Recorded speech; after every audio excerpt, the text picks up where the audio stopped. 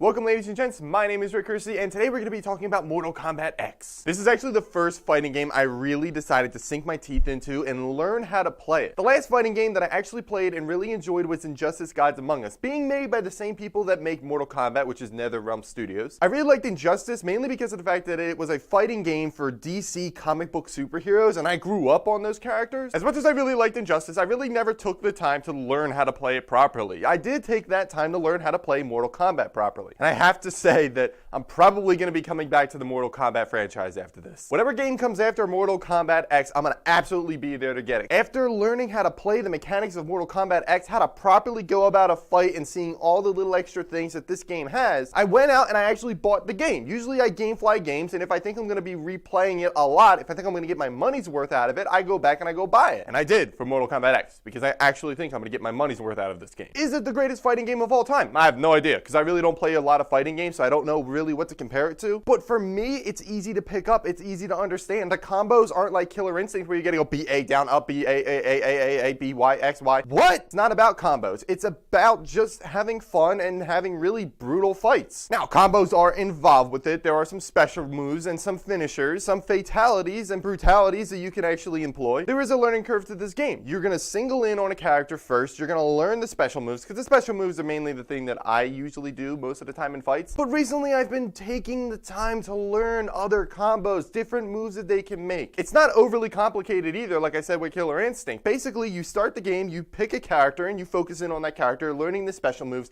and then moving on to more complicated things like combos. You are going to have to memorize a lot of stuff, but playing a whole bunch of characters and trying to learn everybody at once, you're gonna kill yourself doing that. Take one character, take one variation of that character, and learn how to play them. Because what's cool about Mortal Kombat X is that even though you have a set number of characters, I think there's 27 if you include Goro. Goro is a DLC, like you can buy them for like $5, which actually I really didn't like. That's one thing I really didn't think that Mortal Kombat X should have done. Is I hate when games release content and say, hey, we decided to just break off this character. He was available, he's in the data of the game, you just have to give us $5 in order for you to unlock him. And it's taunting me the entire time because they show you the complete cast of characters, and then over in the bottom right of the screen you have Goro's picture, but it's grayed out, and I'm like,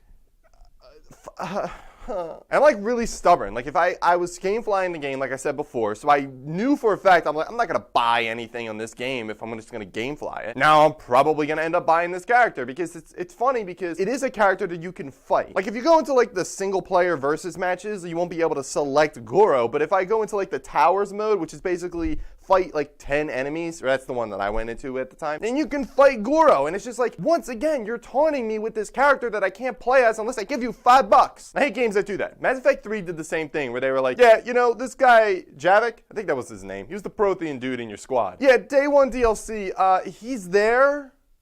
Just give us some extra money so you can use him. And you want to know what? He's a really cool character in that game. I really don't like it when games do this. But I really enjoyed Mortal Kombat X for what it was. It is a fighting game, and it's a very brutal fighting game, and it's one that's easy to pick up. I spent a lot of time learning how to play, and once I learned how to play, I decided to go into like the story mode. And the story mode was actually really good. I really enjoyed it. I didn't expect it to be as good as it was. You have games like Dead or Alive 5. I did a review on that. It's not on the internet anymore because I did it on another channel that I like deleted. But that was a game that I started to play and was like, okay, the story mode makes no sense. You meet somebody at a bar and you're like, oh hey, how you doing? Let's go. It's stupid. It's stupid because it doesn't make sense, and these characters, like really, in Dead or Alive, the female characters are what a lot of people playing the game for. Dead or Alive is really all about its over-sexualized characters, and I really didn't like that story mode in that game at all. Mortal Kombat doesn't overly sexualize a lot of its characters, really mainly about fighters, and they're all brutalizing each other. And then you have Mortal Kombat X, who has a story that makes sense. It makes sense why these characters are fighting against these other characters. Like, they don't just break out in a fight because they're like, oh hey, how you doing?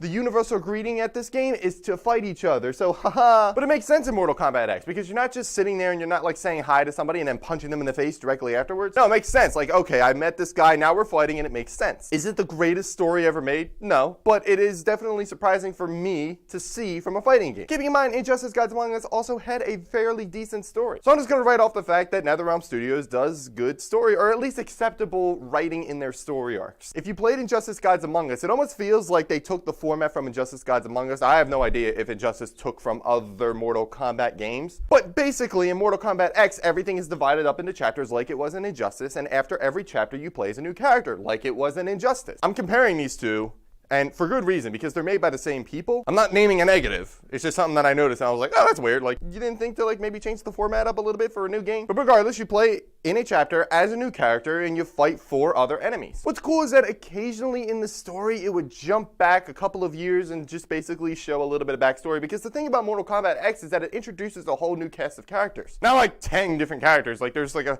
handful of new characters we haven't seen before. Like, there's Cassie Cage, who's the daughter of Sonya Blade and Johnny Cage. You have Jackie Briggs, who's the daughter of Jax, and a couple of other new people as well. To me, it felt like Mortal Kombat X was sort of a passing of the torch to this newer generation of characters. I actually like a lot of these characters. Like, I like Takeda a lot. I like his whips, like, and I actually also really like Cassie Cage's character. I really like her movesets. They're easy to pick up. And the same thing with Jackie Briggs. Her movesets are actually easy to pick up as well. Actually, a lot of the characters are really easy to pick up now that I think about it. I was actually going through the other day, playing every character, trying to use all of their X-ray moves. And by the way, X-ray moves are awesome. X-ray moves are moves that you can use on your enemies, and they basically show like X-ray vision of like bone snapping and like really cringeworthy sometimes. There's one move that Takeda has. I don't know if I'm actually saying his name right. I'm just throwing it out there. I could be pronouncing it wrong, but I'm going to go ahead and say Takeda. But there's one move that he uses where he basically brings his leg around and brings his heel right on the guy's face, and you just see the guy's face, like the skull, explode. And I'm sitting there, and the guy stands back up and continues to fight. And I'm like, why? How are you still fighting? You have no face. You suspend realism because, in fact, it is a video game. In case nobody knew that. But I really like them because it's just another thing added in. Because the fatalities themselves are things that you would expect in a Mortal Kombat game, and those are gruesome. Some of them are actually hard to watch. I watch them, but they're hard to watch. But going back to the point I was trying to make before I started talking about X-ray moves, I was going through every character to try to use all their X-ray moves and all their fatalities and basically just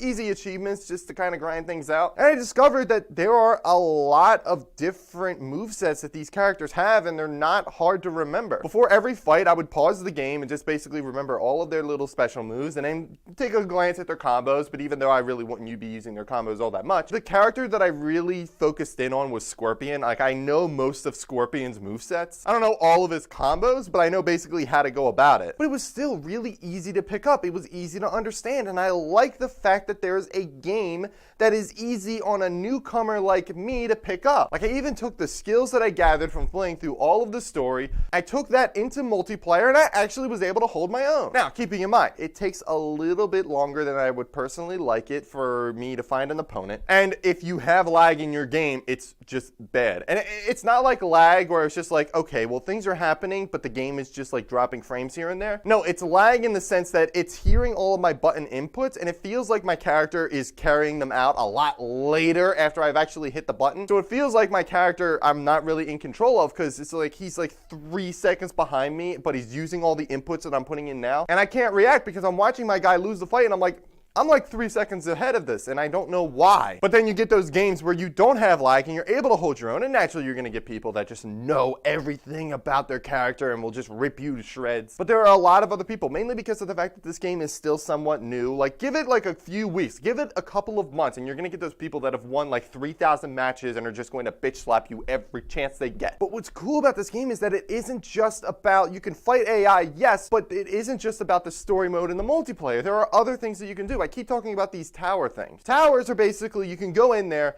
One of them is, here, defeat 10 enemies. Another one is, here, survive as long as you can. I'm going to give you an endless amount of enemies. You're just going to keep fighting until you lose. And another one is, every fight, there's a different challenge. And a lot of times you're sitting there and you're like, you know what? I got time to waste. Let me just go run through some towers real quick, see how long I last, and, you know, I can just go do something else after I'm done. And what I really like is that every character has 3 variations. I went to talk about this a little bit earlier in the video, but I got sidetracked, so I'm going to talk about it now. But every character has 3 variations. So even though you have your set number of cast members, basically times that by 3 because you have different movesets. So let's take, for example, Scorpion. Scorpion has 3 variations, just like everybody else. One of them, he can summon a demon to help fight for him. Another one where he doesn't really have a lot of special moves, but all of his like combos and basic attacks can use his swords. Or he can use fire powers, where he throws a fireball or summons up fire underneath of your opponent. And it's enough to learn how to play one variation, but you gotta understand how to play the others as well. Like, yes, you need to understand the person you're playing as, but you also just as equally need to understand the person you're playing against. Like, there was one match where I played against Ermac for the first time, and Ermac has like these abilities that he can lift you up and choke you. Like, he uses the force. It's not really the force, he's using magic, but I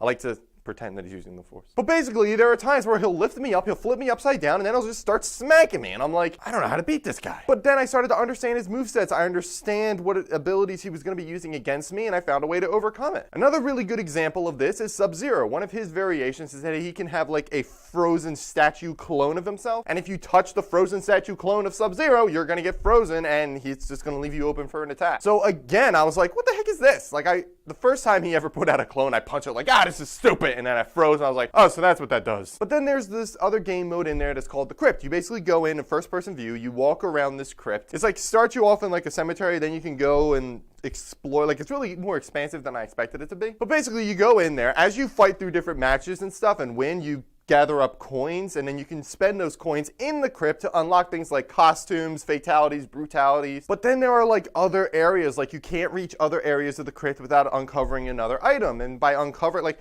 there's one area early on where you find Raiden's staff, and then you need to use Raiden's staff to teleport from one area to another. Then there are like these little puzzles, like this door won't open unless you push these levers down in a specific order. I don't know, it's just a little bit more expansive. The game didn't need it, but the fact that it's there, I was like, yeah, this is cool. But what's the verdict of this? I really enjoyed Mortal Kombat X. I didn't expect to enjoy it as much as I did. I expect to play it. I was actually debating not even really doing a review because I don't understand fighting games. But then I thought to myself, you know what? This isn't the first time I've jumped into a franchise that I was really not into that much. Like, I have to jump into it sometime. Like, I want to learn how to play a fighting game, and I want to start with Mortal Kombat X. I'm really glad that I did because I really enjoyed it. Anyway, guys, thank you so much for watching, and I will see you next time.